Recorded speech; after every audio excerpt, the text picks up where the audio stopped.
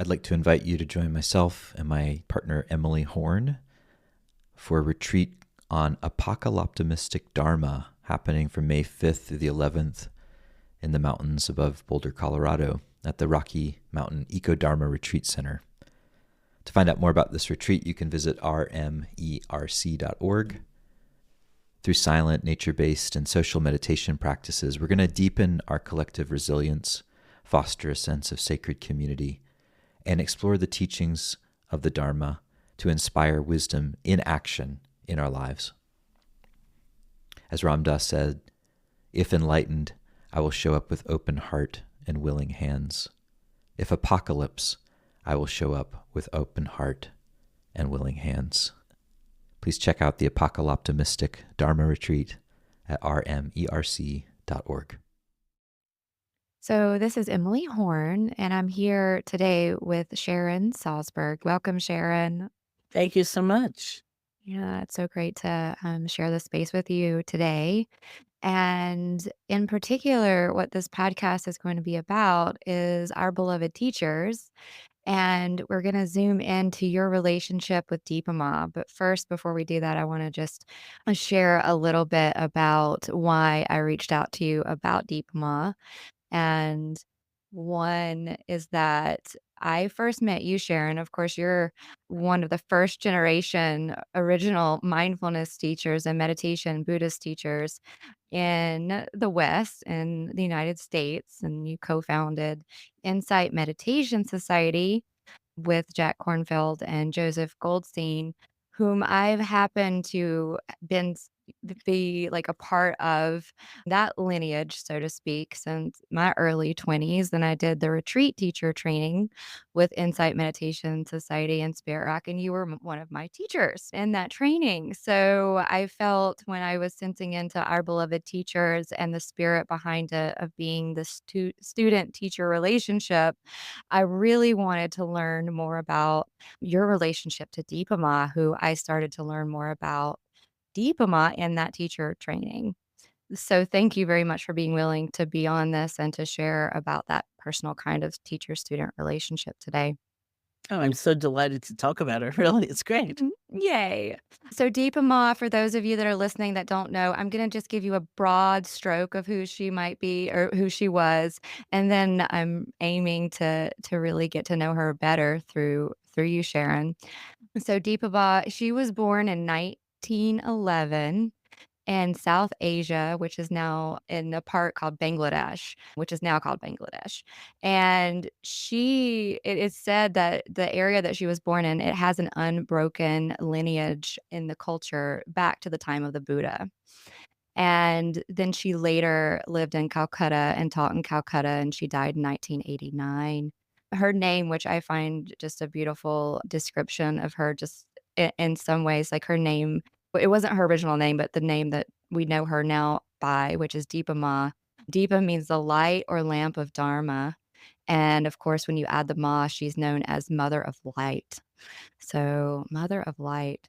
And there's so much more about her that I want to get into. She started practicing meditation. She came to the practice of meditation through a lot of grief and sorrow, and started studying with Mahasi Sayadaw, whom I know you also studied with.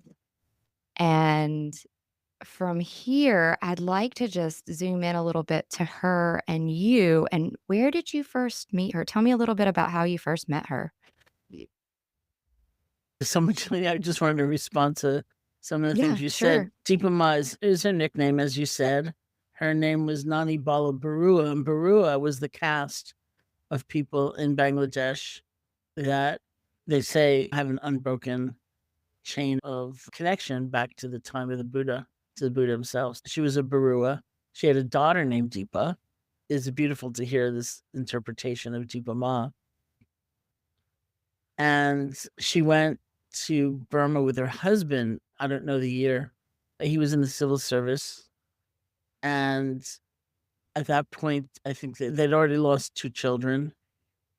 And he wasn't feeling well one day and came home that night, and he died by that night. And so that was when she entered this tremendous grief spiral and developed a heart condition and went to bed and couldn't get out of bed. And she still had Dipa to raise. And the doctor came and said, "You're actually going to die of a broken heart unless you do something about your mind. You should learn how to meditate." So she got up out of bed, went to the meditation center.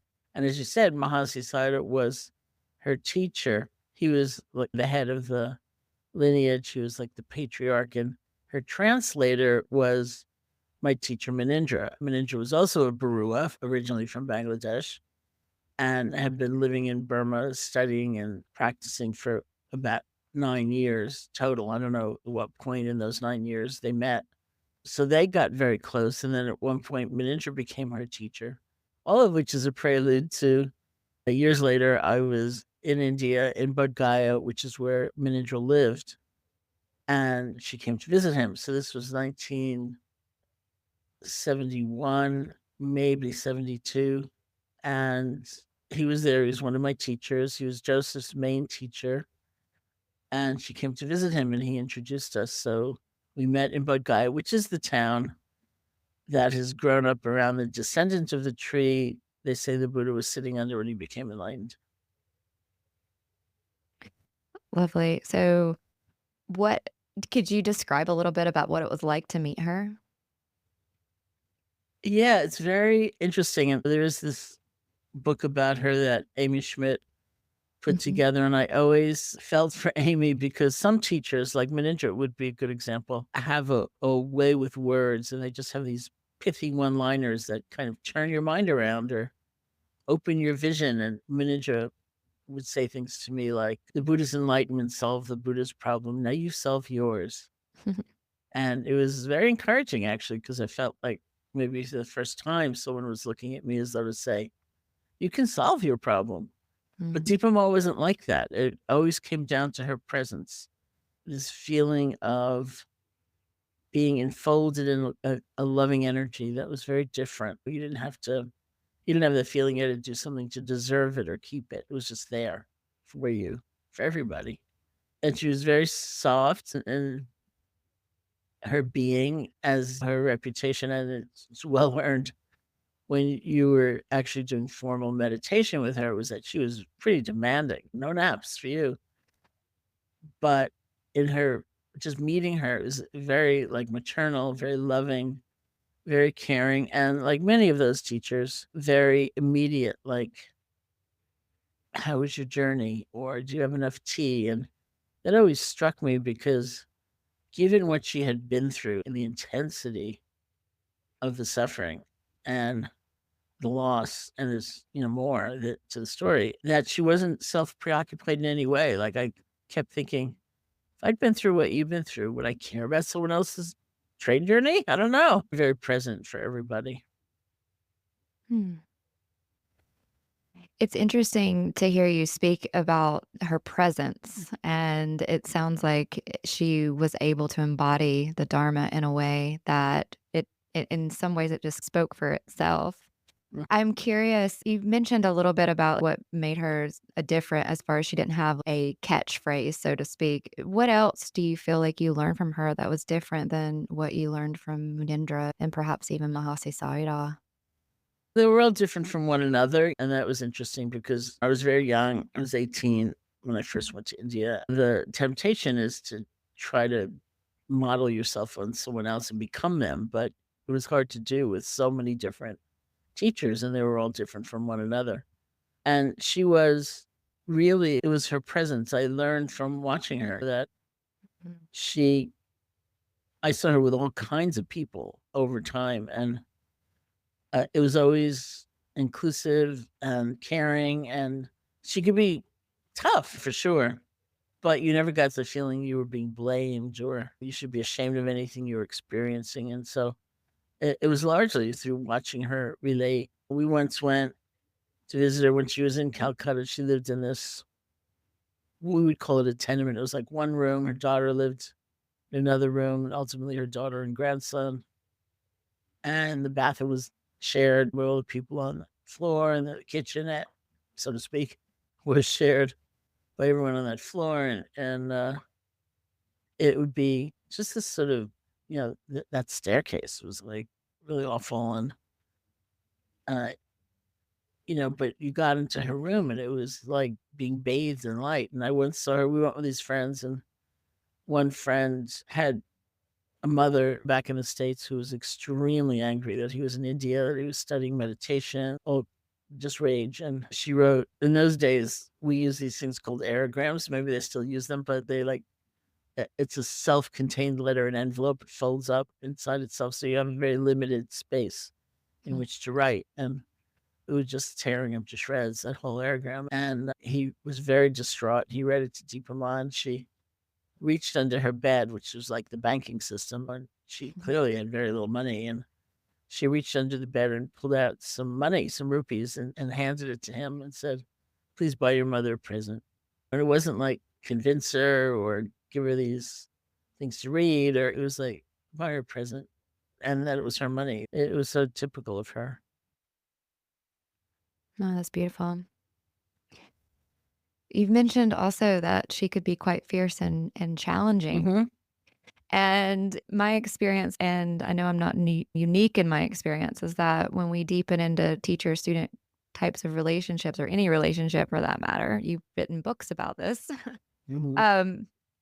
it can be challenging. What were there particular aspects of her, or how did she challenge you that you found that you've grown through actually, but that were challenging? Probably the biggest challenge she ever gave me was when she told me to teach. And I said, no way. Oh, That's ridiculous. That's not going to happen. I really did not think it was ever going to happen. And I went to India in 1970. It was like my junior year abroad. I stayed a little longer than a year. I went back to the States. I did what I needed to do to get 2 years of independent study credit, which took about 6 months.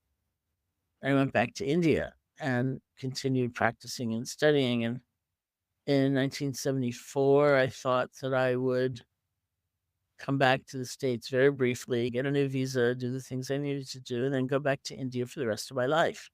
And happily, and I went to visit her in Calcutta, just get her blessing for my very short trip back to the States. And she said, Joseph, whom I'd met at my very first retreat in January of 1971, had already been back about 6 months or so. And she said to me, when you go back, you'll be teaching with Joseph. And I said, no. And she said, yes, you'll. And I said, no, I'm coming right back here and I'm going to be here forever. And she said, no, you're going to be teaching. You're going to be teaching with Joseph. And I said, no, I won't. And then she said two things that were really amazing. First, she said, you really understand suffering. That's why you should teach. And it's true. As I talk about and write about, I did have a very traumatic childhood, as many people do.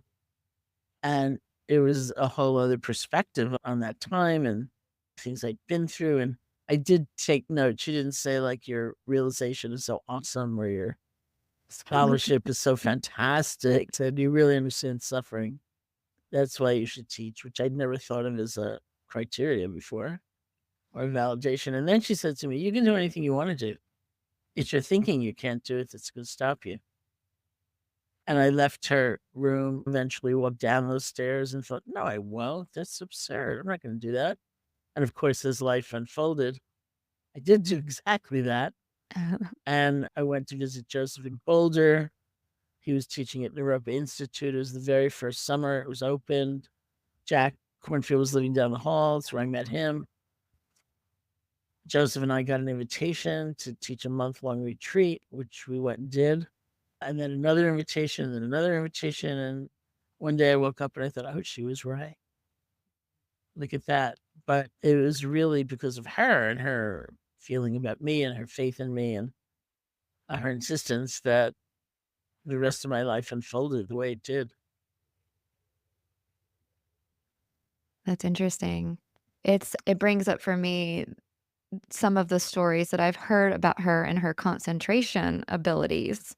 And sometimes with concentration, there can be these non-ordinary states or knowings, like psychic abilities or siddhis, as they're called in the tradition. Mm-hmm. Did you witness? This is a little bit of that, your description Mm-hmm. in some ways of her knowing things that, like, how much would she know? But did you witness anything else with her? I'm curious.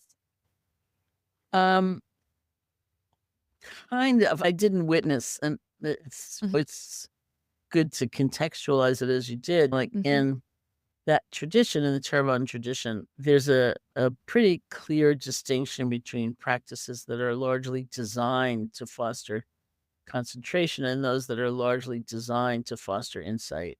And the engine for the insight is mindfulness. And they're distinct. They're not alien from one another. They really support one another. And other traditions tend to blend the two styles more. But and basically, it's not that you never get insight doing concentration, but the practices are designed largely to help you gather your attention around, say, a single object, maybe the feeling of the breath, or could be an image, or it could be many things.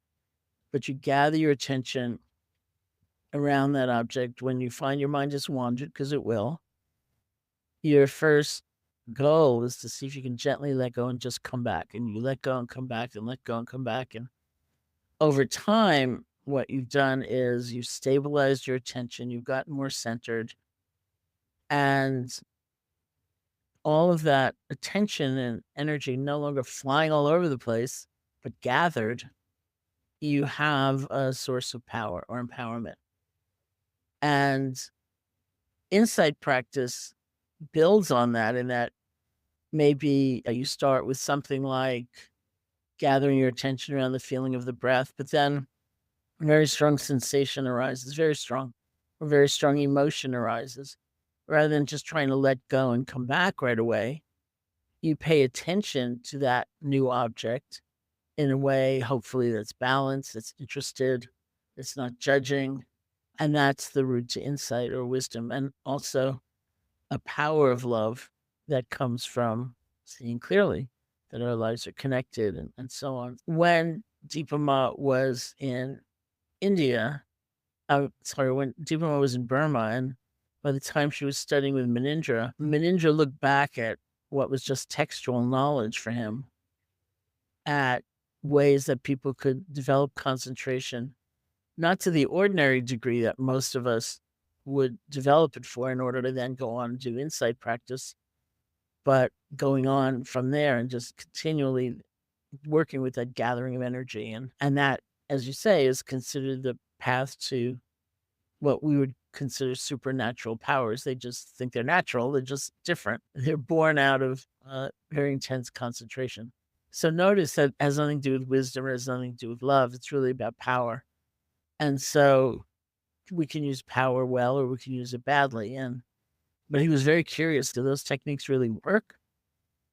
And so he used Dipa Ma, who seemed to have extraordinary concentration, as a kind of a guinea pig, really, and experimented. And sure enough, he said for sure, she developed all of these powers. Now, I've had friends who are very upset about that. They say, "Did you ever see her walk through a wall?" And I say, "No, I never saw that. If I saw her do anything, it had to do with the mind." Or people would ask her. I didn't ask her. This small group of people that Manindra felt good about, he felt good about me too. I just didn't ask. I Mhm. asked her where was I in a previous life, or where was I? And she would respond. And it always felt to me that it was completely accurate, like knowing the person and better really than she did. It's just a kind of relationship. And she would say something like, "On your previous life, you were," "Oh, yeah, that's right. Like, they are like immaculate. Look at that." But I have no way of validating that. That was something that was like a vision. And I never saw her walk through a wall. They say it's like the body, or materiality, is made up of earth, air, water, and fire, and space. And that what happens when you get extremely concentrated like that is that you can see the space in the wall. You're not walking through something concrete and solid. You're walking through that space. And so Ninja said she could do all those kinds of things. And the story I liked the most was that she could take, I forget what it was, something in her hand, and some prosaic piece of food, and make it taste like chocolate in her hand. She could make it taste like chocolate. But sometimes when I've been challenged around that, and people who feel dismayed at those stories, I say, "Well, that's a part of her story." And it was so secondary. Like, if you ask somebody, what do you remember about her? I don't think anybody would say, I heard the story about her that she could walk through a wall. Mm. They would all say I was so distraught and I felt so badly about myself and I was so discouraged and I went to see her. And she just picked me right up or she gave me that money to buy my mother a present when we were so alienated. Or she set the entire course of my life by telling me to teach. And I never think she had these powers. Like, oh, how groovy is that? Yeah, I appreciate that you teased that out more and unpacked it, the difference between the concentration practice and then the insight mindfulness practice. And part of what has always been alive for me through the way that I've heard stories about her and her teachings is that she really did stress this, like, everything is your practice. Mhm. Whether you're washing the dishes, whether you're those people, if those of us that are parents, like, you're with your kids, like, whatever you're doing, walking, running, whatever it is, it's practice. We can bring mindfulness to it and a sense of loving awareness. In some ways, it seems like she's one of the beginning teachers of the modern mindfulness movement. Would you agree with that, or what's your sense of that? In a funny way, many people in her generation were. Okay. Like, Goenka was my first teacher, and he taught what we call these days largely called the body scan. He called it sweeping and also mindfulness of the breath of the nostrils and in a very structured, intensive 10-day retreat. And so the retreat model really came from him. But the first night, and this is my first teacher, right? So the first night of my first retreat, he said, the Buddha did not teach Buddhism. The Buddha taught a way of life. And this is in no way about becoming a Buddhist. This is open to anybody. It's about the power of your own awareness. And we look at the Buddha and we see something about our own potential. And so sometimes when people ask me about modern mindfulness or taking the practice outside of a formal belief structure, I say, well, he did it. That was my model. That was my first night.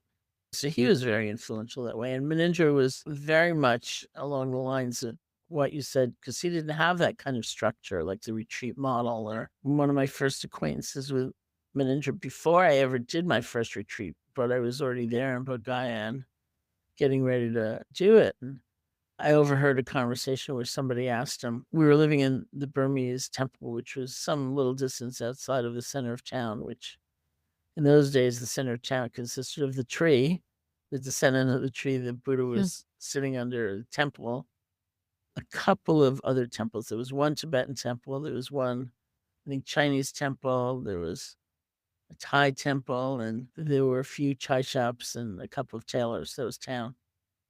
And so somebody said to Manindra, I want to walk into town and get some chai. And Manindra said, oh, go, just be mindful. And I didn't have a clue what he meant. And then Goenka came and he locked the gates of the compound and you couldn't get out unless you climbed over the gate. It was a very different sense of structure and system and so on. But Menindra was always around, go, just be mindful. And it took a long time for that approach to be more suitable for me. I really needed that structure and I needed that gate locked. That's interesting. So I'm curious. So it seems like from the beginning of your practice and study, in some ways, there was this message of everything is practice. You can bring this into whatever you're doing.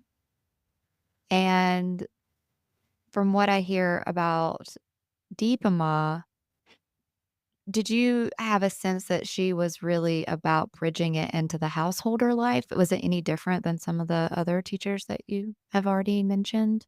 Was Goenka there was a householder. He was a businessman with 5 children, but he was a man. So it was a very different cultural understanding of his relationship to childcare, for example. But he was a businessman. He and his lineage of teachers, like his own teacher, was a layperson. He was the postmaster general of Burma.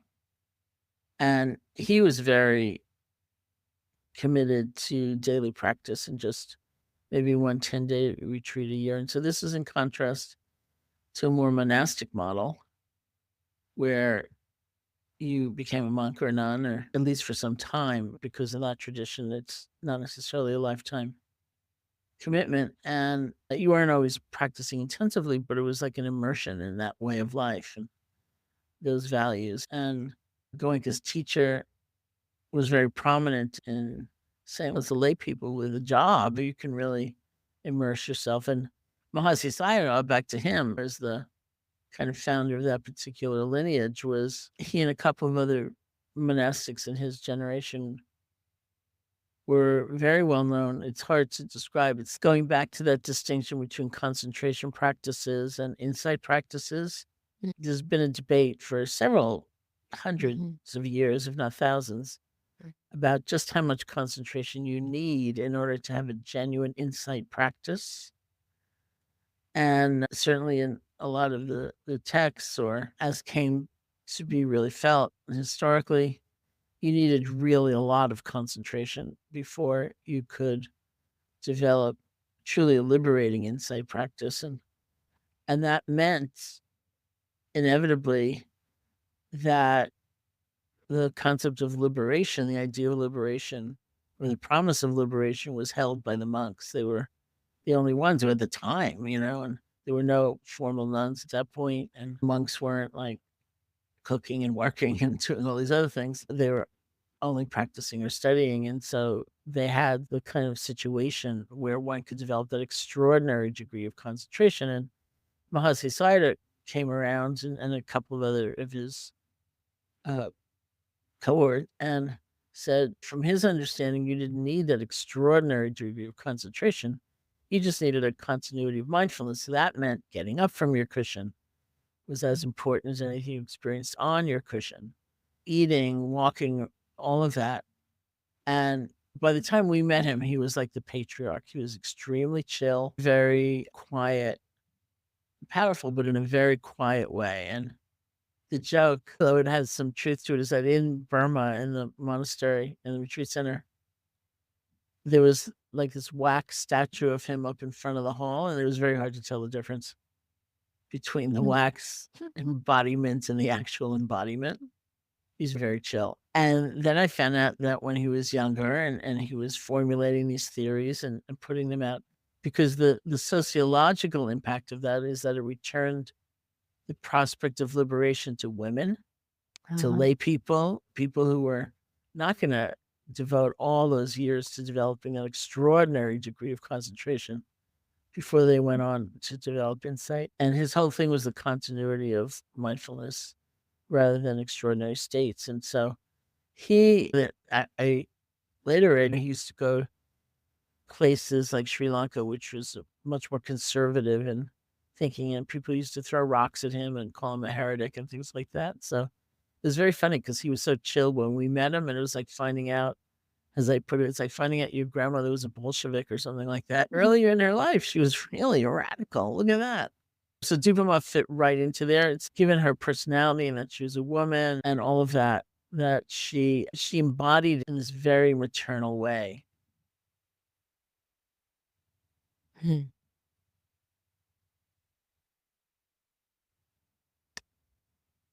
So shifting just slightly, she came to visit Insight Meditation Society. Yeah. And what was it like for you to have one of your teachers come and visit? It was fantastic. Yeah. She came with her daughter. She came with her grandson. Grandson was going through various difficult stages at different times. And so we got to watch her really being grandma. And she taught. You can, if you listen to Dharma Seed, you can still, which is tape library, and you could hear her talks with different translators. She was great to have around, and she was everything. She was very tough in terms of what she was asking people in terms of their effort.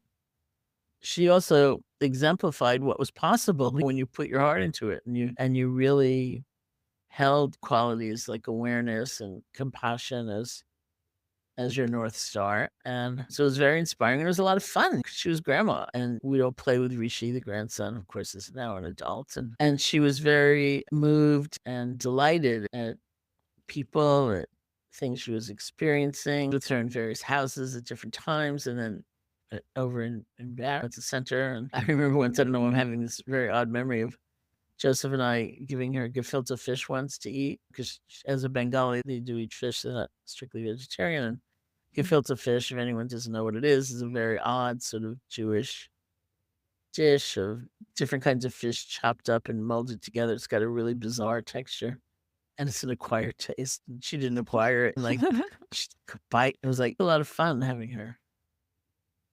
Mm.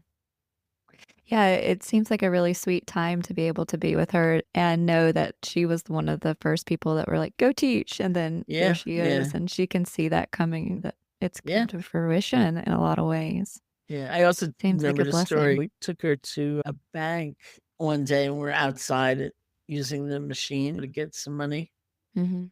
and I did whatever. We pressed whatever we pressed and stuck our card in, and money came out.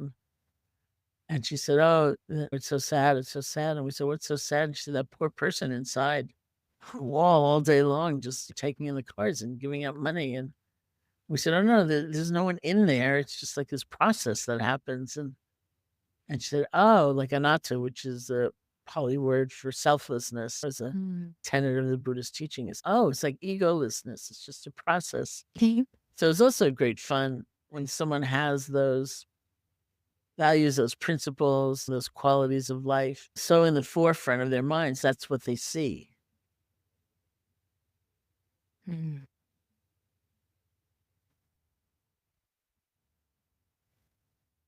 What do you feel like is the biggest lesson that you learned from her that you're still teaching? I think it was that sense of possibility, which she seemed to see in everybody, even if she was like chastising somebody, or you didn't get the feeling of blame in some way. It's just like, do better. You can do better. High standards at the same time, having a lot of kindness, I think, was a great characteristic. Because sometimes we confuse that kind of kindness or compassion with not having standards of excellence, or thinking like no naps when I'm doing a retreat. Really important. And I think she exemplified that. Mm.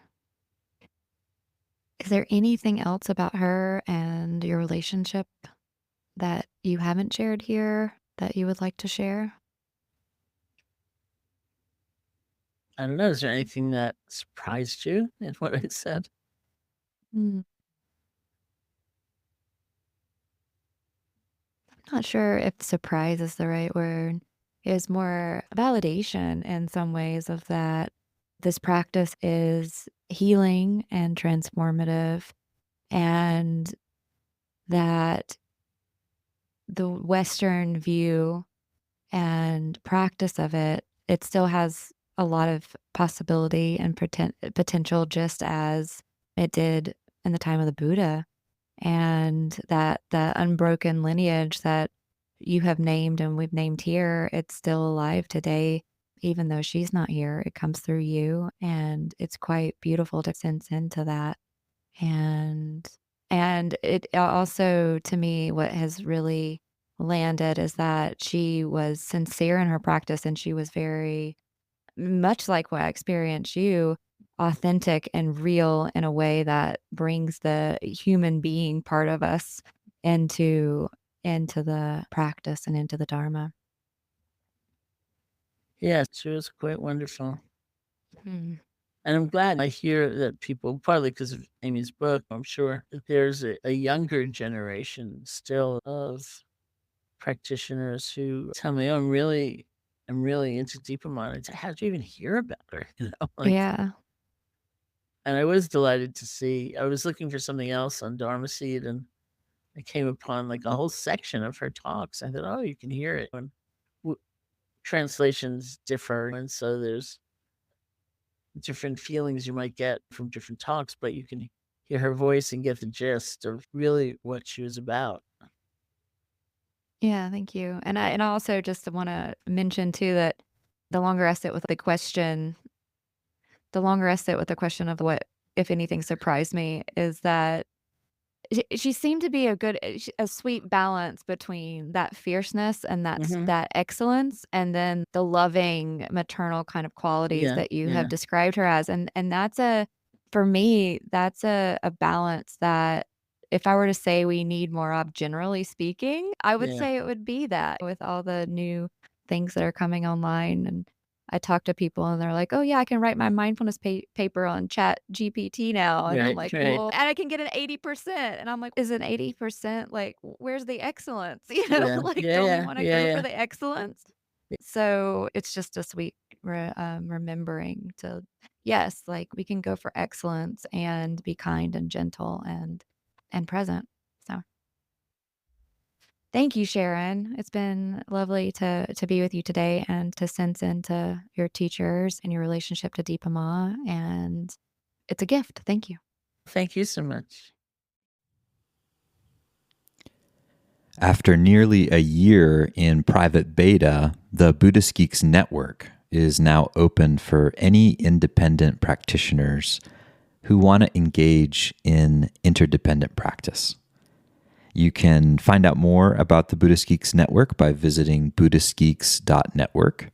And if you'd like to join the community and join us in regular social meditation practice or other events that we host there in the network, all freely offered, you're very welcome to do so, again, by visiting buddhistgeeks.network. Love to see you there.